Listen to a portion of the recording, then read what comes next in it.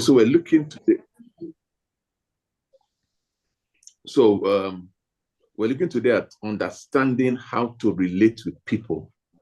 Understanding how to relate with people. Now, people are a very critical component of ministry. Very, very, very important component of ministry. And people can be a great blessing. And sometimes they can be counterproductive. I don't want to use the other word.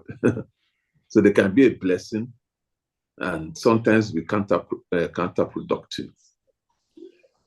So we need to understand how to relate with people so we can get to have more productive people and less of counterproductive people, and then how to handle both categories of people, both productive and counterproductive people. So we're going to look at some principles to help us to relate with people. Because if you don't know how to relate with people, ministry can be very frustrating, very, very frustrating place to be. So your ability to relate to people will determine to a large extent your effectiveness in ministry, because the people you are ministering to are people, the people that would help mobilize ministry effectiveness are people. So it takes skill. So let's look at some few things we need to learn so we can know how to relate with people. Like I normally say, these principles is not just for church, apply to business and all that. But, we try to just focus basically, on church. So the first thing is we must learn about people, learn about people. In leadership, we call it soft skills. There's hard skill and soft skill. You must learn about people, learn how to relate with people. It takes learning. It's not automatic. If you don't learn it, you will not know it. You must know how to, relate with people. And let's look at 4 ways you can learn how to relate to people. If you don't learn it, that's what always insistable should be. If you're not reading, you're going to get into a lot of trouble with people. Number 1 is read books. Read books about people. You need to read books about, because life is about people. You must read. If you don't read books about people, you will not know people. So part of your books you are reading has to do with people, relationship with people, psychology of people, and all that. Number 2, learn from people's experiences. Everybody you meet is a book to be read. Everybody. And that's one advantage we have as ministers, because we're relating with people. So somebody comes to you and is complaining, and my marriage is not working, and things are not working. You're reading a book on how marriage is not supposed to work. Somebody comes and says, well, I want to thank God. I have a testimony. My business has done well. Find out, how did your business do well? I had a business plan, I did this. You're reading a book on how business succeed. So don't just relate to people, learn from people's lives. So somebody, comes and says, well, I'm tired of this department, I'm not doing the department again. You're reading the people. So with that, you learn lessons from them. So every person we meet is a book you are reading. So consciously understand that. Then number 3, if you're going to learn about people, you must pray. Lord, give me wisdom, to know people.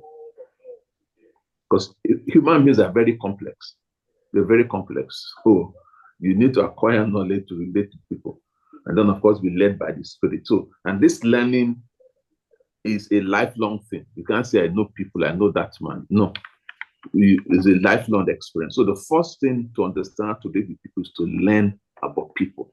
Learn about people. So you're going to meet all kinds of people. I'm going to talk about categories later, all kinds of people, stubborn people, good people, loyal people, disobedient people. You learn.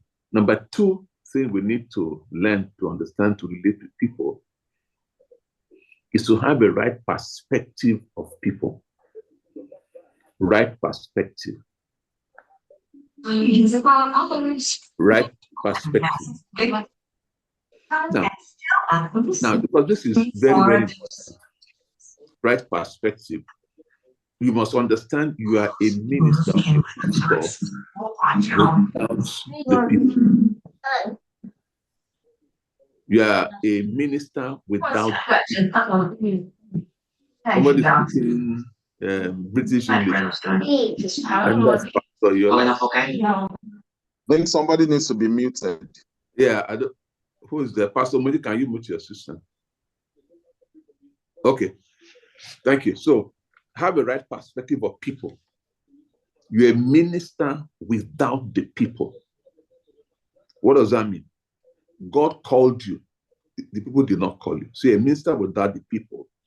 But you cannot do ministry without the people.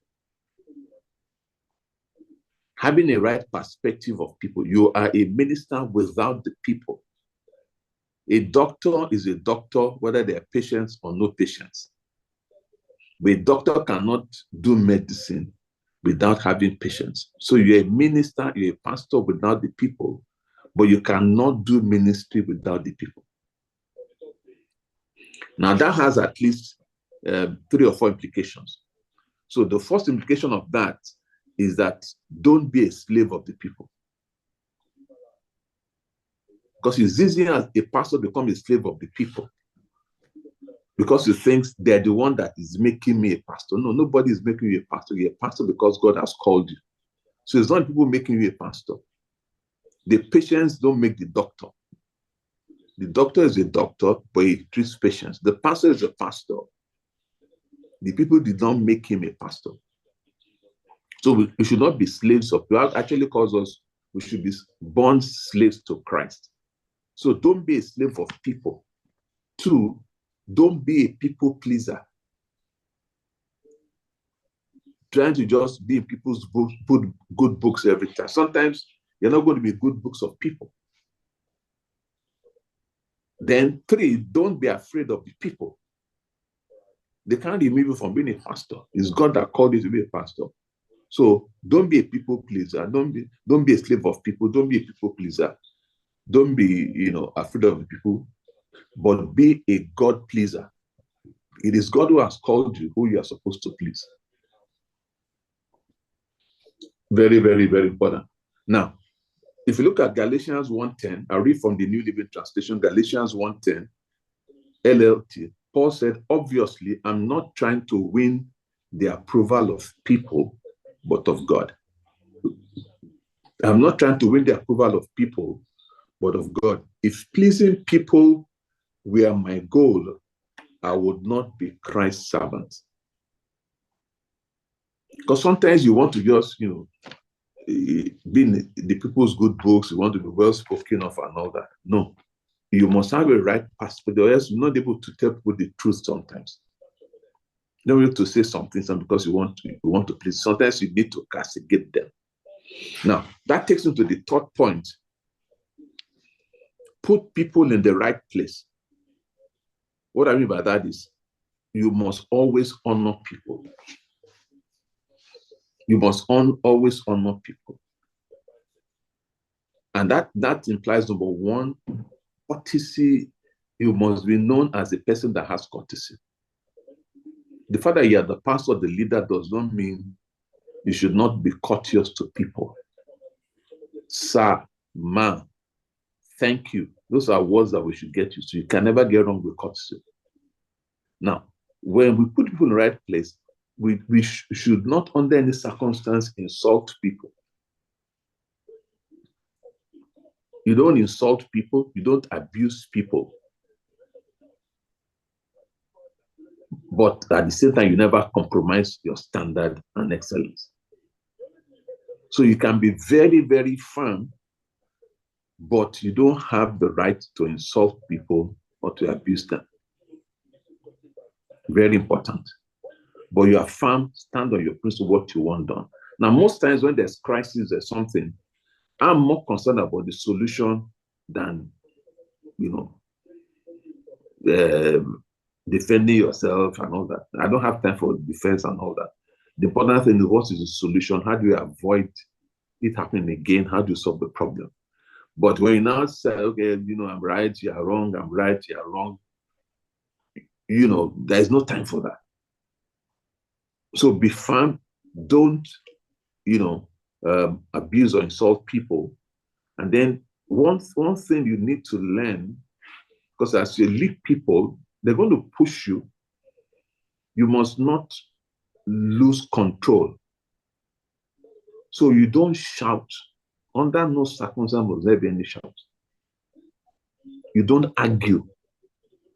People are going to push you. They're going to push you, and push you. And then, if you're not careful, you're going to lose control. And then you're shouting at the people, you are arguing with them. Once you do that, your leadership influence is decreasing. So you can be angry and upset, but don't lose control. Don't lose control. Very important. Put people in the right path. Then one of the major lessons we need to learn is no man can change another man. No man can change another man. Only God changes people. You cannot change your wife or your husband or a church member. No man can change another man. Only God can change men. So the question to ask now, what is now our duty as leaders? Our duty is to influence men to change. Influence people to change. So you can't change anybody. I don't like the way you are doing this. You're wasting your time. You can't change anybody. What you can do is to influence people to change. When you influence people to change, then they can now respond to God's dealing to change them. So as pastors over people, you must now grow your influence to make people to change. If you want to force people to change, you're going to go to witchcraft. But it is influence that you need to have over people to influence them to change. So how do we grow our influence? Let's look at that. How do we grow our influence so we can influence people to change? You see, the higher your influence over people, the easier they will change. So to grow your influence, number one, increase your competence. The more competent you are, the more people will respond to your influence. So whatever you are doing it well. You're improving. Number two, avoid mistakes and errors. You see, all of us, you are likely to listen to somebody who is competent, who knows what he's doing. You are likely not to listen to somebody who makes mistakes. So as pastors and in whatever we are doing in our business, our careers, increasing the competence, avoid making mistakes. Be anointed. Be anointed. Spend time praying, spend time reading the Bible. You have impact in people's lives. If you don't have impact in people's lives, they are not likely to listen and respond to your influence. You must have impact. When you have people in people's lives, they will defer to you. They will listen to you. Then you can influence them. Then, if you're going to grow your influence, also be a man of your word. Keep your promises. Sometimes, if you're not careful, if you get too emotional about something, you can make promises you can't keep. One says, I've not paid my note, we're going to help you. Now, that in the other person's mind, that means you're going to pay his rent. Don't say things like that. Keep your promises. Next point, keep to rules. Any rules that they are read, keep to the rules. These are things that make people to obey our influence. Because once you understand this, you know how to relate to people, keep to rules. Then avoid over familiarity with the people. A person who you are familiar with is not likely to defer to you when it comes to influence. So let's relate to the people, but know where to draw the line. Then Under influence also, don't be a man of too many words. A leader ensures that he's economical with his words. Do you understand? Even Bible says in the multitude of words, there is always sin. Don't be a person who is given to too much talk with people you are leading.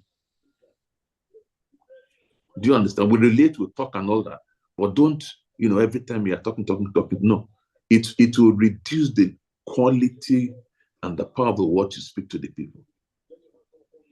So no man can change any man. You can't change anybody. Only God can. But our job is to grow our influence, that people will defer to our influence and respond to change. Very important. Now, the next thing about understanding how to relate with people is to avoid assumption when you are dealing with people. Avoid assumption. What do I mean by that? There are many dimensions. Well, let's look at one or two dimensions of assumption. Number one, never assume people know anything. That's where many pastors get into trouble. There's an assumption that this man knows what he's doing. Assumption is the lowest form of knowledge. The fact that somebody has been in church for 5 years, you assume you should know, you should come early. Don't assume. If you assume, you're going to get disappointed. So don't work on assumption. Don't assume people know anything. That means information must always be passed across every time. Inform. Don't assume. If you assume, and didn't you listen to the announcement? He did not listen. Inform him, sending a message.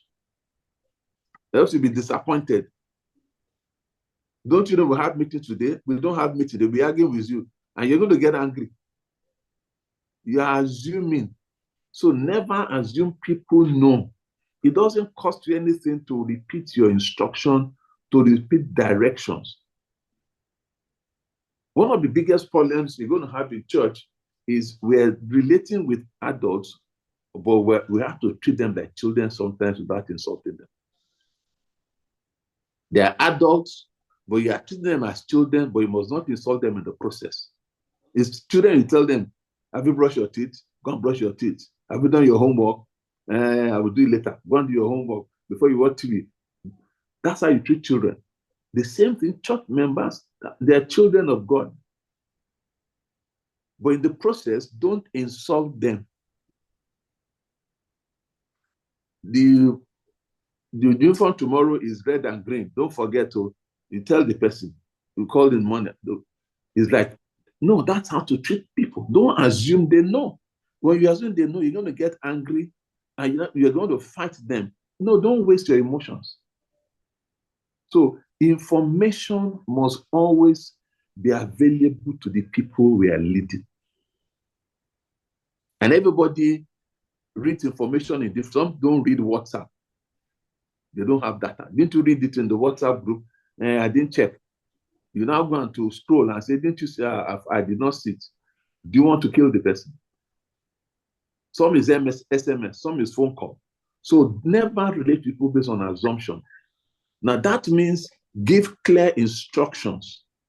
If you give a verbal instruction, follow up with a written instruction as a reminder. I just want to confirm that we need to do this tomorrow. So there's no excuse.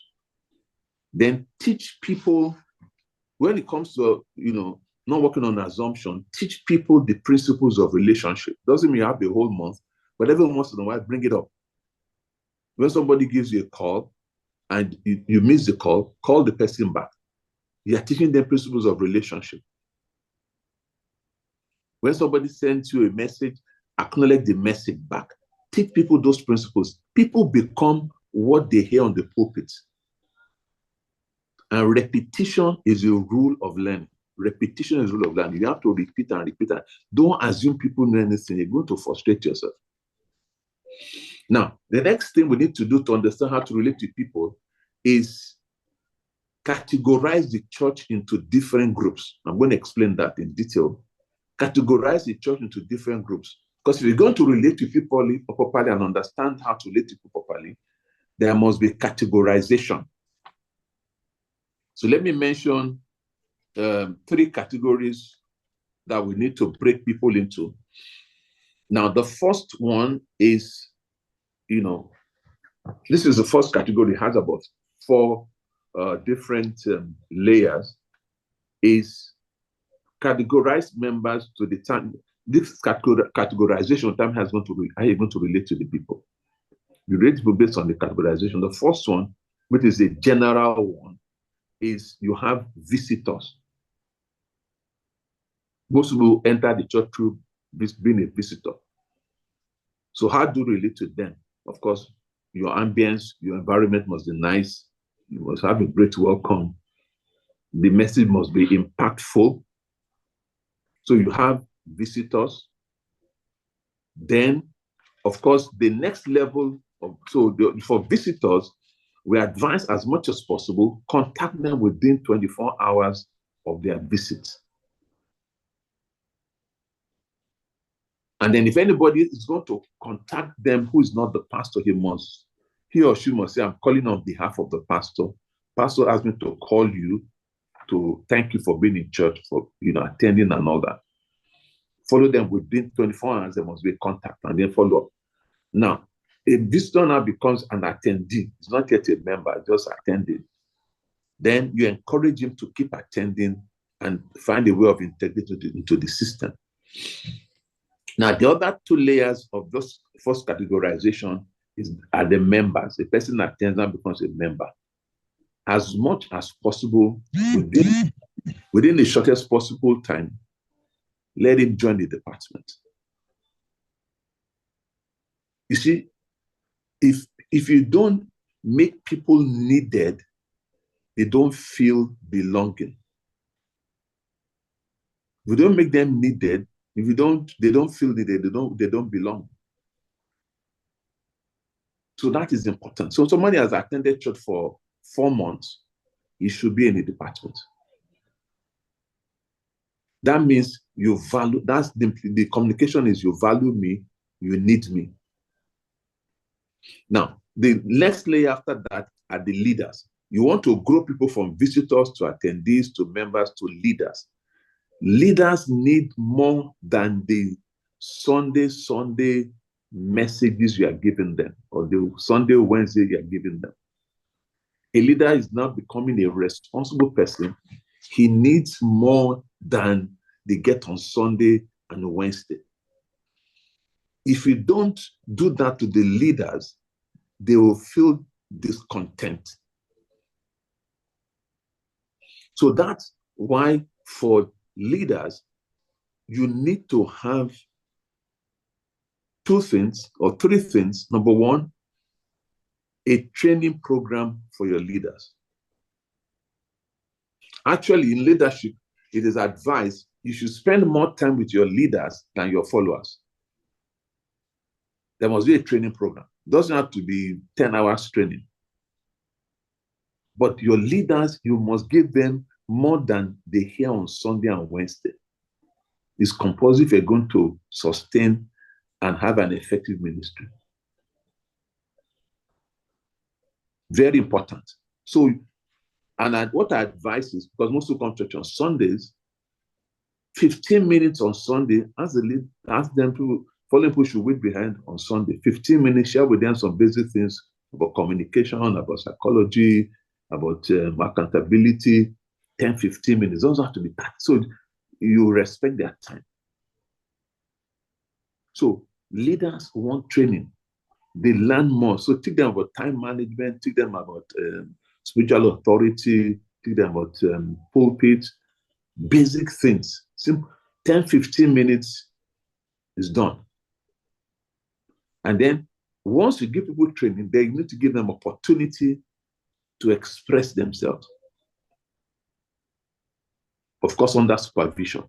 Now, so that's the first categorization. The second categorization, I'm going to look at 3 kinds of categories. Second categorization Number one has two layers. The entitled.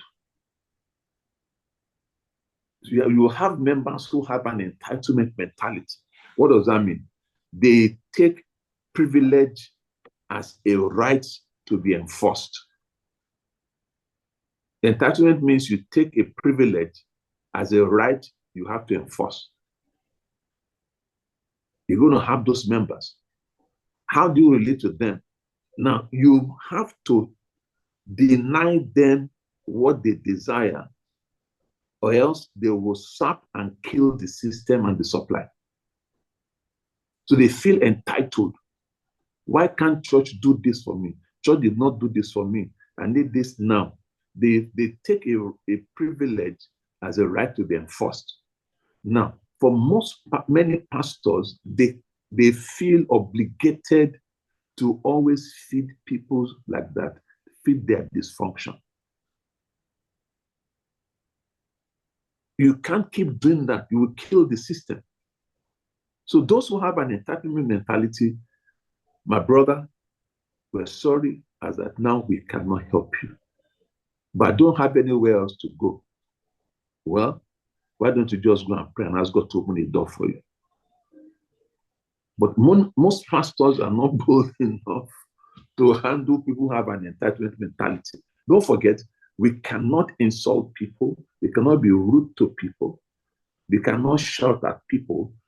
But you must tell him, we have helped you twice on this matter. This time we are not enabled to help you. But I don't know anywhere else to go. I don't have anybody. Do you believe God still answers prayers? Of course, God answers prayers. So, my brother, go and pray and ask God to open the door for you. If you keep feeding people dysfunction, you're going to sap the system. And from my own experience, the people who have an entitlement mentality will turn back and, stab you in the back. And it's going to hurt you. Very important. Now, the second layer under that category are the idle people. They're idle. They're just floating around. You must find a way to encourage them to become active in the church. But if they don't become active, then leave them alone. The third layer under that category are the faithful and the loyal, which is every pastor's ideal, the faithful and the loyal. Now, many times, of course, the Pareto principle, 20% of the people do 80% of the work. Every church has that 20% who are doing 80% of the work. They're the one attending midweek service. They're the one who come early. There's one who come to the prayers. They're the one who are doing the giving. The 20% do 80% of the work. Now, most of the time, unconsciously, pastors don't give enough attention to that 20%. They focus on the 80% who are not doing the work. So 80% of the people are, benefiting from 20% of what people are contributing. So most times, this 20%, this faithful and loyal, they come early, they give. So a pastor come on Sunday. Everybody, I don't know why people come late to church. You don't respect God. You come late to church. But those 20% that came early, have you ever said, I want to pray for those who came early today?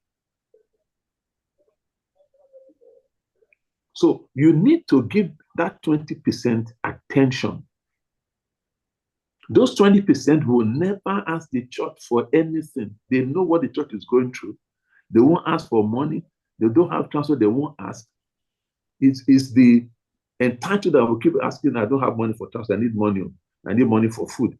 But the loyal and faithful, they don't ask. So if you now need to find a way of digging deep into the loyal and faithful, I hope you're okay.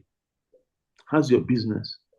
Have you made money in your business? How are your children? You need to go the extra mile with those who are the committed, the faithful, and the loyal.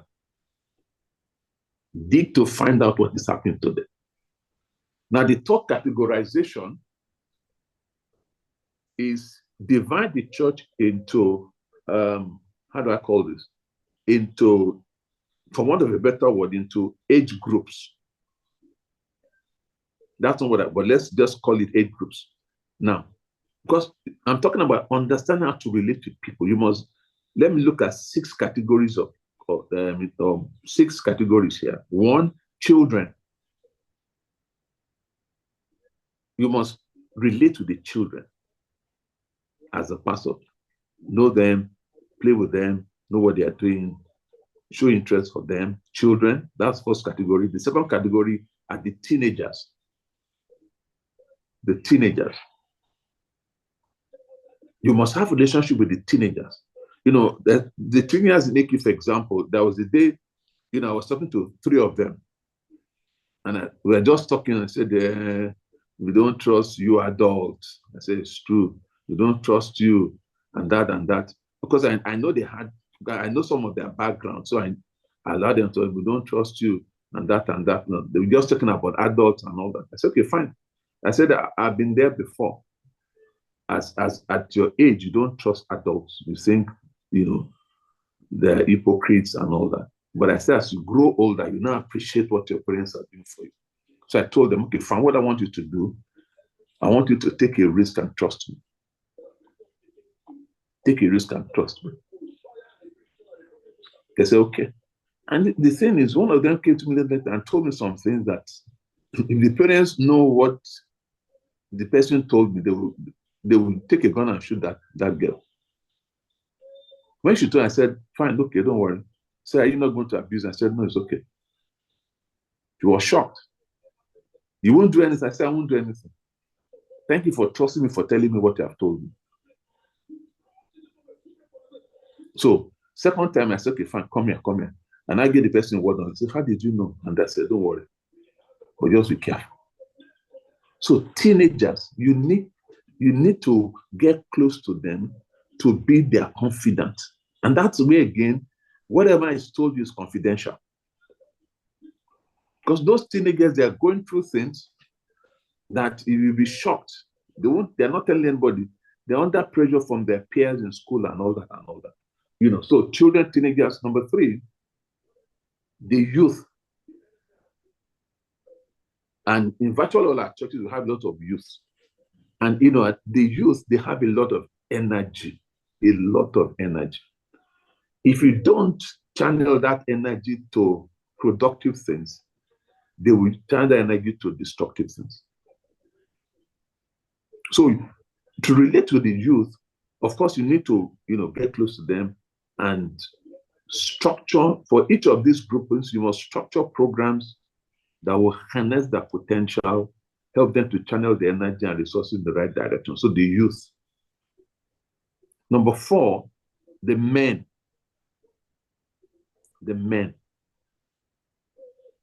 Number 5, the women. And number 6, the singles.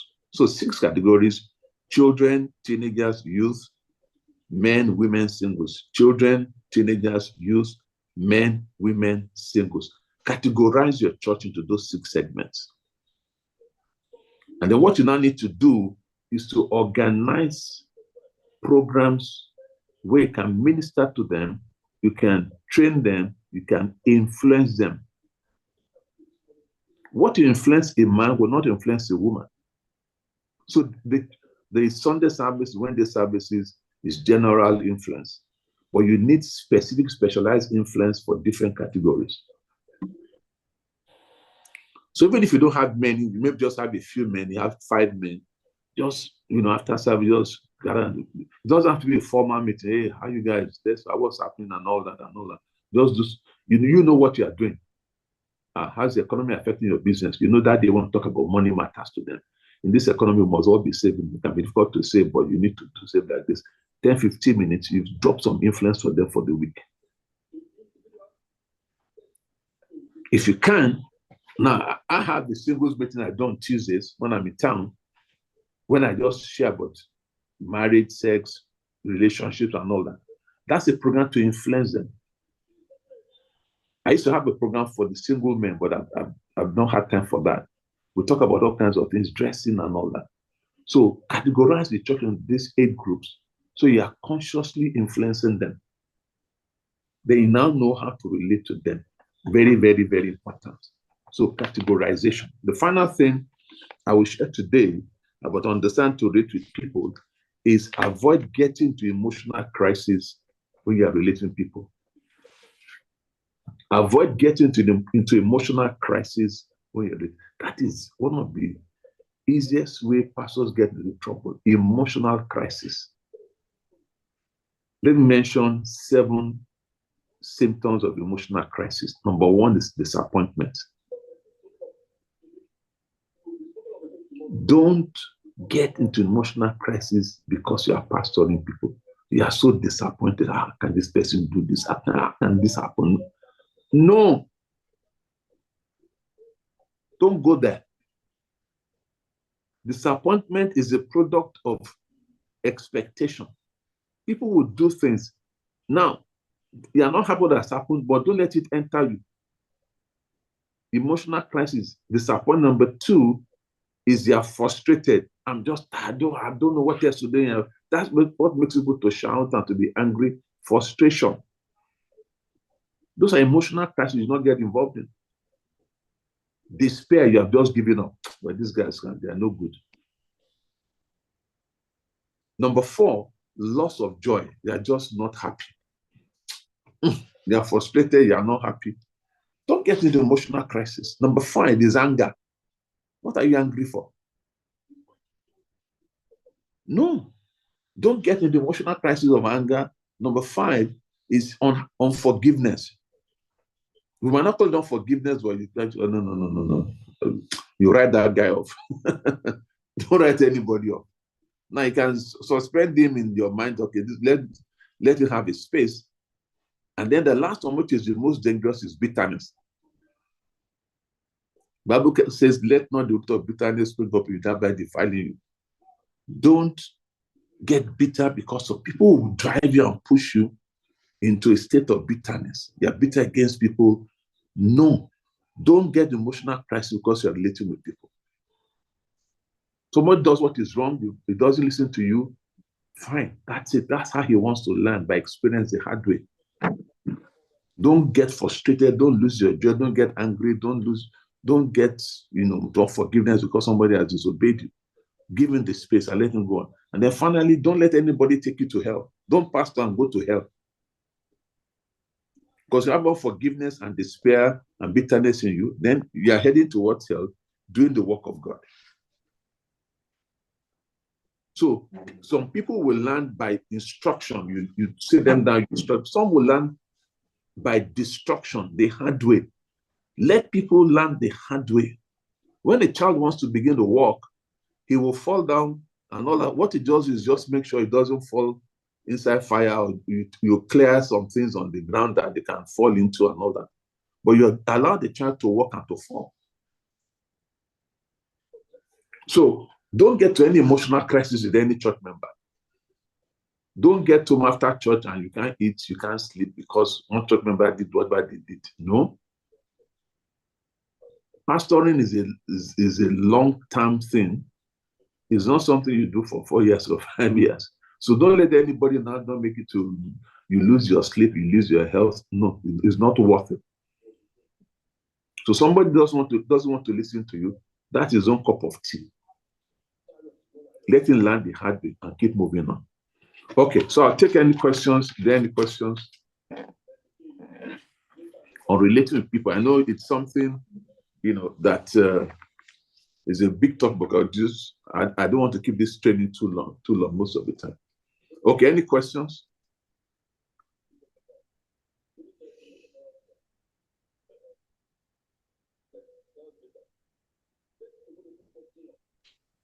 Thank you, Pastor, for the teaching. Yeah, thank you, sir. God bless you, sir.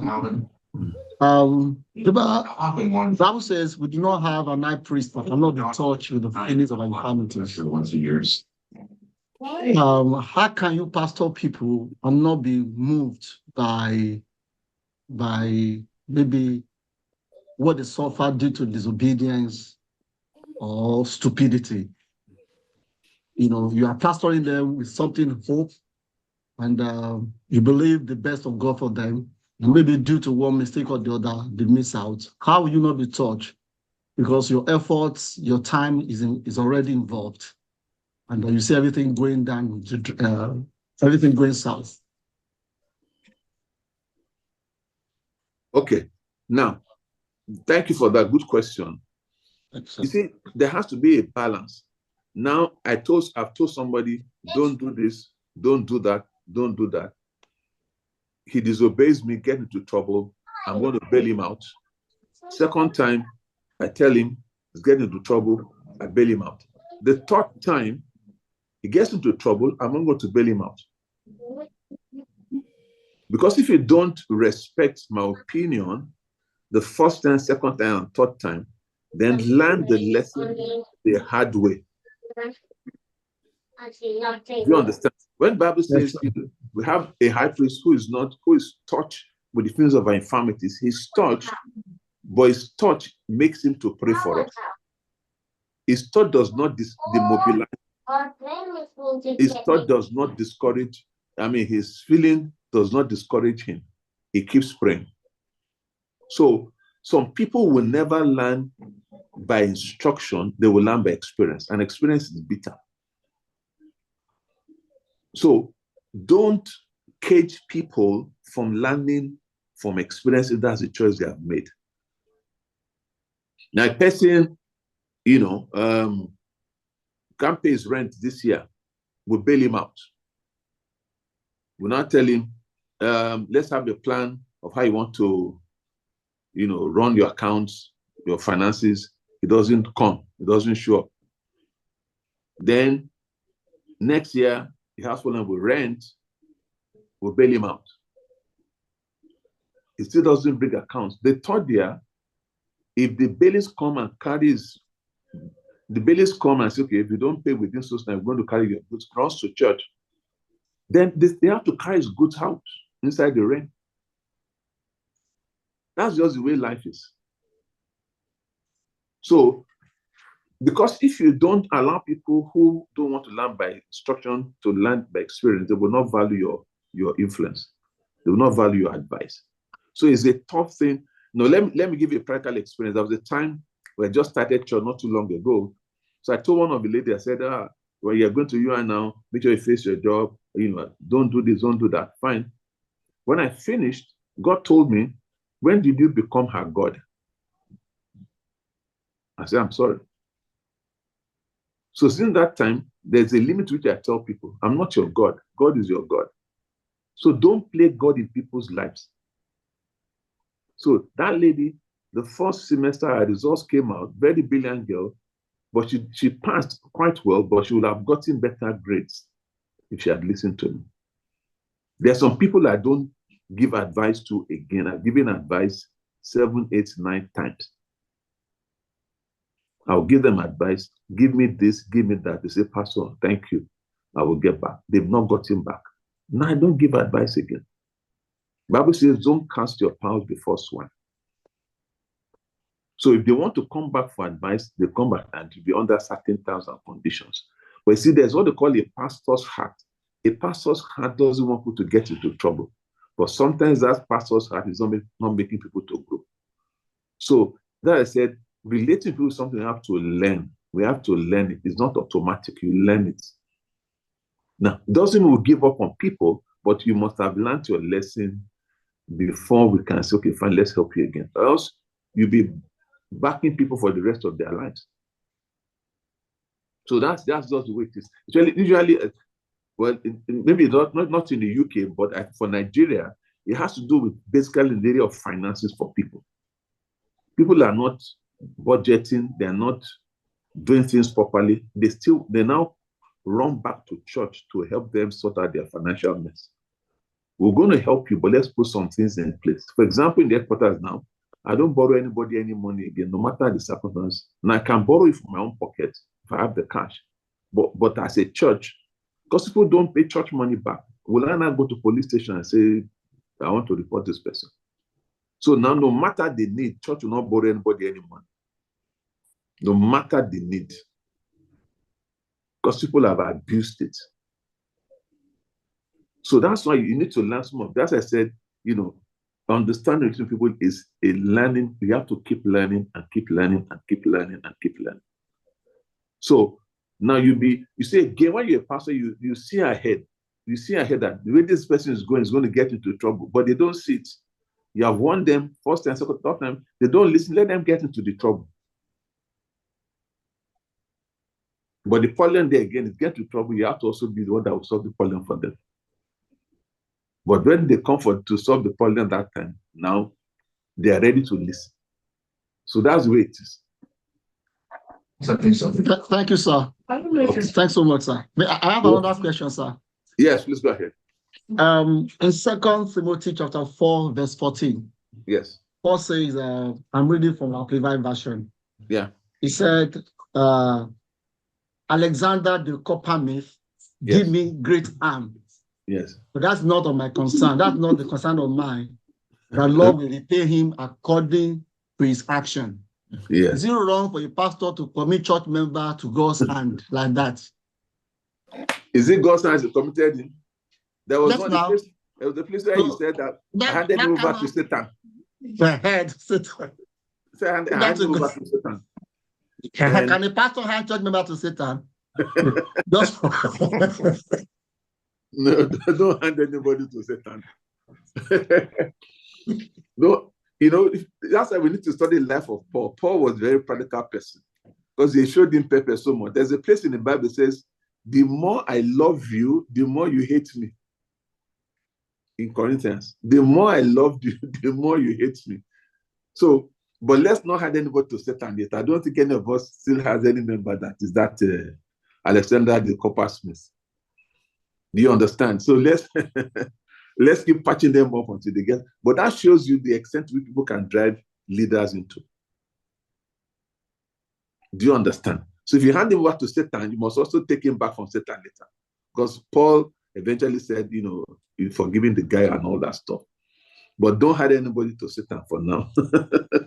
That is, because if you do that, the person actually handed over to Satan will get into serious trouble. Well, so let's not hand anybody to Satan for now. Okay. Thank you. Thanks so much, sir. Okay. Yes. Okay, any other question or comments?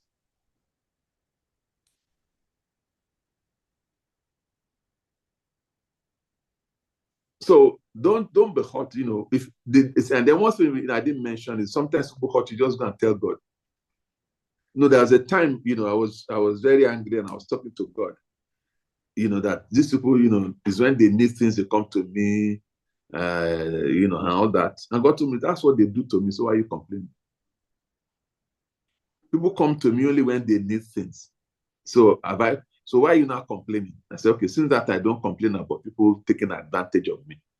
Of course, I tried to draw the line and all that, but I stopped complaining. So we are growing in this sense. We are growing in this sense.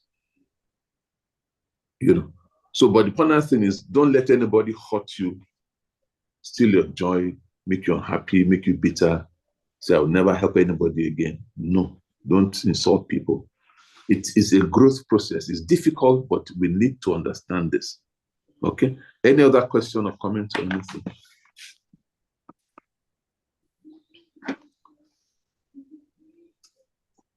Okay, so thank you very much for your time. Thank you, sir. And enjoy the rest of the week or the rest of the month. Amen.